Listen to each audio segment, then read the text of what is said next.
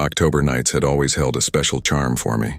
The crisp air, rustling leaves, and the eerie excitement of Halloween were the perfect blend of thrill and coziness. But one chilling October, that charm gave way to an insidious terror I would never forget. It all began on the night before Halloween, with the promise of a full moon, casting an otherworldly glow on the streets. I was alone at home, immersed in carving pumpkins and preparing a candy bowl for the neighborhood trick-or-treaters. As the clock neared midnight, I heard a faint tapping at the window. Startled, I approached cautiously, only to find an unsettling sight: an old, tattered journal placed on the windowsill. Its pages whispered secrets of a sinister past. Curiosity piqued, I began to read. The journal chronicled the life of a man obsessed with the occult, his descent into madness, and the summoning of an unspeakable evil on a fateful Halloween night. It detailed the creature's insatiable appetite for souls, especially those tainted with fear. I closed the journal, dismissing it as a macabre hoax, but as I did, the room grew cold.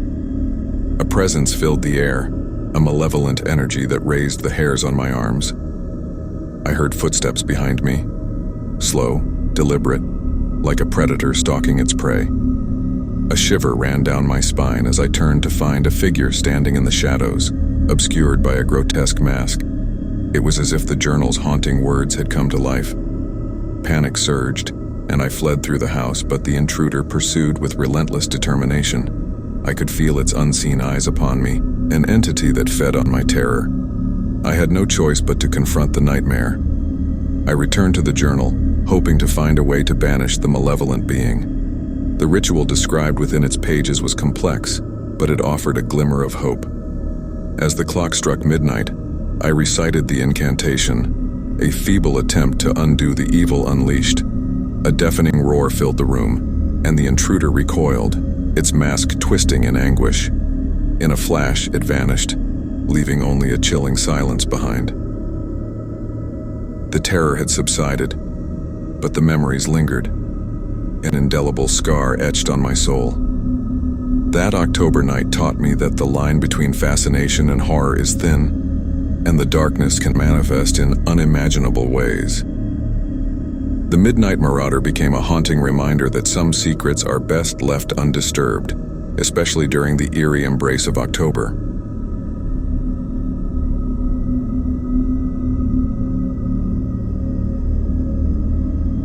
As October's veil of shadows descended upon the town, my friends and I decided to embark on a ghost hunting adventure, a gamble that would leave us forever changed.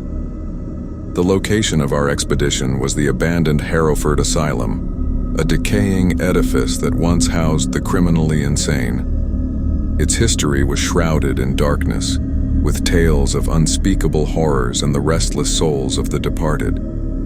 We arrived at the asylum on a moonless night, our flashlights piercing the pitch-black surroundings. The building stood like a monolithic sentinel, whispering its malevolent secrets to those who dared enter. With each step deeper into the asylum, an oppressive atmosphere settled upon us, chilling our bones and quickening our breath. The air was thick with an unsettling presence, a feeling that we were being watched. In one room, we discovered a journal that belonged to a former asylum nurse, detailing her descent into madness after encountering an otherworldly entity within the asylum's walls. As I read the journal aloud, the room's temperature plummeted, and an icy hand brushed against my shoulder. Terrified, we pressed on, determined to uncover the truth. In a derelict chamber, we conducted a séance, inviting the spirits to communicate. The response was chilling, a chorus of ghostly whispers, imploring us to leave before it was too late. But we were intoxicated by the thrill, unable to resist the pull of the supernatural. We ventured further, guided by spectral voices and the eerie glow of our flashlights. In the asylum's bowels, we encountered a malevolent force, a shadowy figure that bore the scars of its tormented past. It loomed over us, its eyes burning with anger and despair. A scream echoed through the decaying corridors as we fled, the malevolent presence pursuing relentlessly. It was clear that we had trespassed into a realm where the living and the dead intersected, a place where the boundaries of reality dissolved.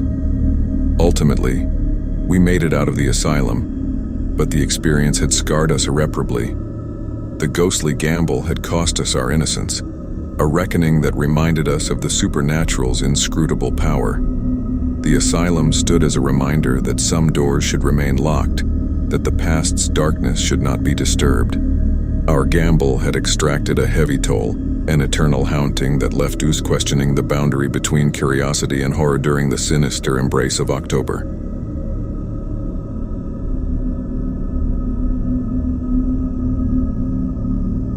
The arrival of October brought a sense of excitement to our small town. It was time for the annual Harvest Festival, a tradition we eagerly anticipated. But one fateful year, the festivities took a terrifying turn.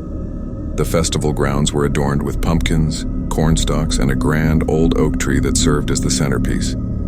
As night fell and the bonfires roared to life, the air was filled with laughter and the scent of caramel apples. Amid the revelry, I noticed a peculiar group, men and women dressed in tattered, antiquated clothing. Their eyes held an eerie intensity as they circled the ancient oak.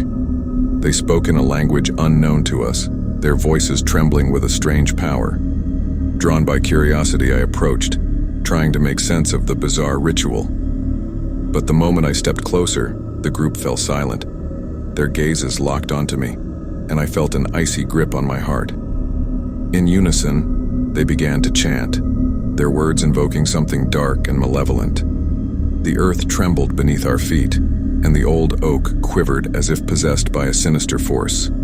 Panicked festival goers scattered, leaving me alone with the chanting cultists. Desperation took hold as I attempted to flee, but invisible hands pulled me back toward the tree. I was ensnared in their ritual, a sacrifice for an ancient evil they sought to release. As the incantation reached its climax, the earth beneath the oak erupted and a grotesque creature emerged, its features a grotesque fusion of man and beast. The cultists fell to their knees in worship. Terrified and desperate, I called upon the townsfolk, who rallied to break the cult's grip on me. Together, we disrupted the ritual, the cultists vanishing into the shadows as the creature retreated beneath the earth.